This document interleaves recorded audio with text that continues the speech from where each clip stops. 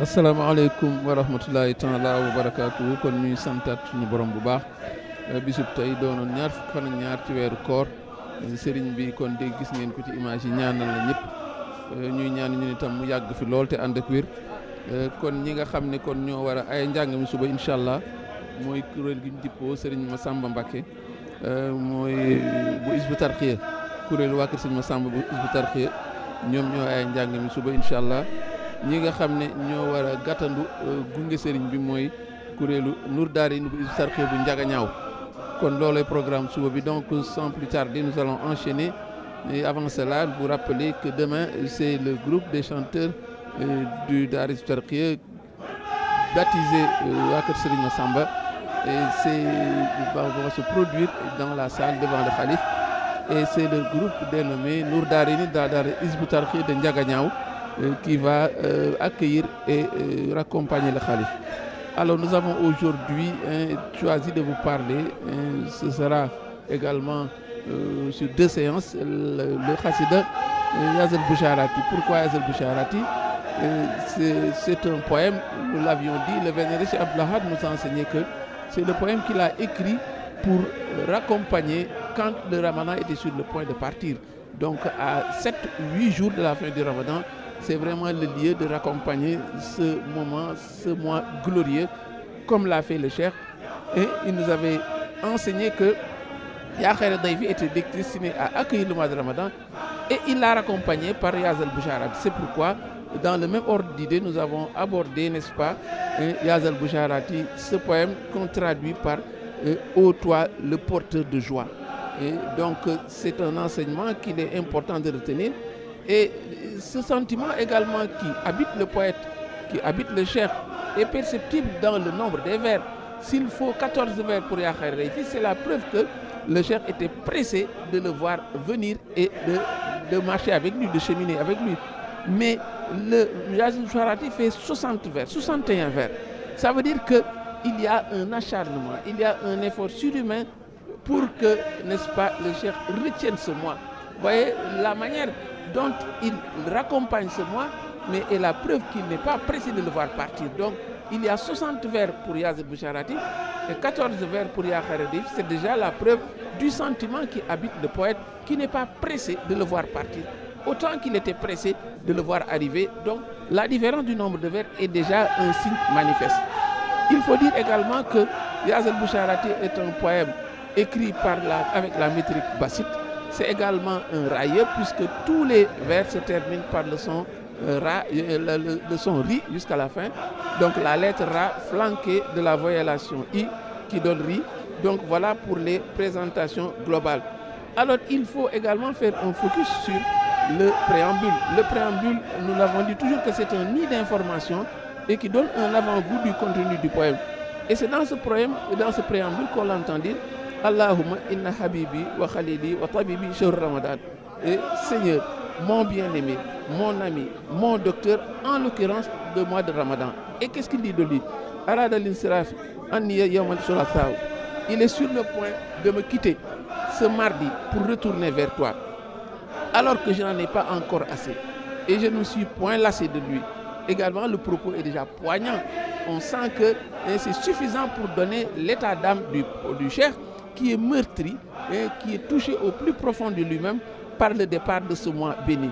Et il ajoute, je lui fais alors mes adieux par ce présent poème en Ra, espérant pour moi qu'il soit une clémence. Et voilà, donc c'est suffisant pour montrer l'état d'âme dans lequel se trouvait le cheikh en écrivant ce poème. Et touché, profondément meurtri par le départ de ce mois béni. Au vers 1, il dit Yazal Boucharati bil ayati wa suwari li shadbi kawni abdal muhsini suwari. Ô toi le porteur de joie par les versets et les sourates, sois témoin que je suis l'esclave et l'esclave de l'auteur des sublimes créatures. Il y a une surcharge symbole dans ce premier vers parce que d'abord il apparaît en toute clarté son amour pour le Ramadan quand il dit Yazal Boucharati, quand il l'appelle le porteur des joies, alors qu'il l'avait appelé Ya Khayra Dayfi, le meilleur hôte. Donc autant de noms resplendissants qui traduisent l'amour qu'il a pour ce mois. Il parle également de versets et de sourates. Et c'est une allusion au Saint-Coran parce que, dit-on, le Ramadan, c'est le mois du Saint-Coran. Et il y a également cette allusion, c'est un moment privilégié pour faire cette action. Il y a une nomenclature de bonnes actions pendant le mois Ramadan, mais lire le Coran a une place privilégiée. C'est pourquoi, dans ce premier vers, déjà, le chef fait allusion au surat et au verset, pour ne pas dire le Coran tout simplement. Quand il dit l'ishhad, interpellant le mois de Ramadan, sois témoin. Il prend à témoin ce mois de Ramadan, mais c'est la preuve qu'il était dans une solitude profonde et il était également pendant cet exil, puisque on nous l'a appris, c'est pendant l'exil qu'il a écrit ce poème. Il y a également un pincement de cœur. Un pincement de cœur quand il lance va et retourne vers le Seigneur qui n'a point d'associé. Et l'épreuve de son chagrin, qu'est-ce qui cause ce chagrin? Mais cela nous est fourni au vers 4, 5 et 6. Il révèle ce qu'il a perdu avec ce départ de ce mois béni. Dans ce mois où il se reconnaissait, ce mois où il était dans une satisfaction profonde, quand il part, évidemment, il laisse un grand vide vers lui. Et qu'est-ce qu'il perd avec le départ de ce mois de Ramadan? Il dit, tu restes et demeures un illustre hôte qui me procure le bonheur. Donc c'est un note de marque qui est parti, c'est pourquoi le cheikh est touché au plus profond de lui-même. Et c'est un bonheur également qui s'estompe. Et au vers 5, il dit, tu m'as surpris, ô bien-aimé, d'une joie sans adversité. Donc il y a un bonheur ineffable qu'il avait vécu. Et quand le Ramadan part, évidemment, il perd ce bonheur-là. Et quand il dit Fisurorihuna, dans cette terre-ci, c'est une allusion spatiale et temporelle. Il parle du Gabon où il se trouvait, ce lieu où le Ramadan, n'est-ce pas, était une source de joie. La seule source de joie, pourrait-on dire, qui était également un témoin. Et au vers 6, il parle de Qalbun Taïboun. Il avait un cœur apaisé. Et une autre source de satisfaction en ce lieu où tout lui était opposé. Le Ramadan, finalement, était son seul exutoire, était son seul baume au cœur, et c'était la seule chose, n'est-ce pas, qui lui plaisait dans son cœur. Les versets à 11, Ali récapitule ce à quoi il était consacré. Il y a le repentir, il y a l'allégeance renouvelée, il y a gratitude, il y a la gratitude, il y a également la demande de protection. Au verset, quand il dit Qatubtu, je me repens, auprès de celui qui est Al-Khafir Al-Ghaffar, le pardonneur, le tout pardonnant, mais il y a là l'évocation d'une vertu centrale dans l'islam, c'est le repentir.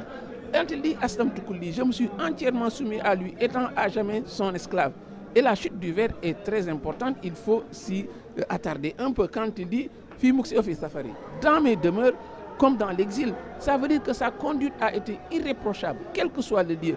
Il y a une loyauté et une constance, n'est-ce pas, qui désarçonnent. Et dans les vers 10 et 11 apparaissent également deux noms qui lui sont proches. Il parle de Dar Salam, il parle de Touba, ces villes qu'il a édifiées. Et évidemment, c'est une nostalgie du pays qu'il habite et qui habite tout exilé. Quand il parle de Touba, quand il parle de Dar Salam, mais c'est une ville qui lui sont chères, et particulièrement Touba.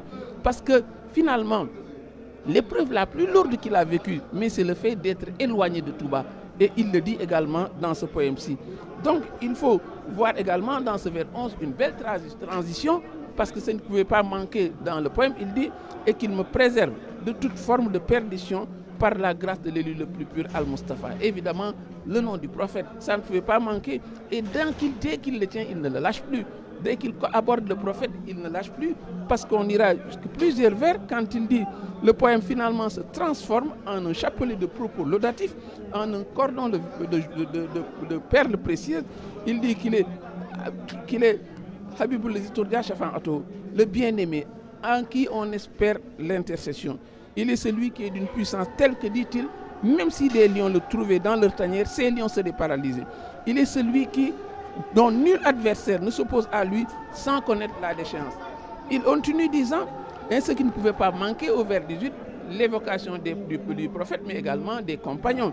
Il avait dit, tu m'as délivré de l'ensemble de mes ennemis par la grâce des combattants de Badr. Et enfin, l'évocation d'une thématique phare, c'est l'évocation de l'exil.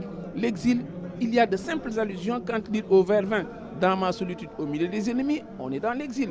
Quand il dit tu m'as préservé des mécréants et des égarés, c'est une allusion à l'exil. Au vers 23, j'ai tendu la main à Allah sur terre comme en mer, mais c'est également une évocation de l'exil. Et le dernier signe, c'est quand il désigne ses ennemis comme des gens dont les cœurs sont devenus aussi durs que la prière, allusion également à tous ceux-là qui s'entourent et qui lui sont défavorables, ses ennemis, n'est-ce pas, dans l'exil. Et voilà donc pour les 30 premiers vers. La prochaine fois, nous terminons les 32e. Et pour faire comme le cheikh, on va faire un raccompagnement qui ne sera pas rapide. Wassalamu alaikum wa rahmatullahi wa barakatuh.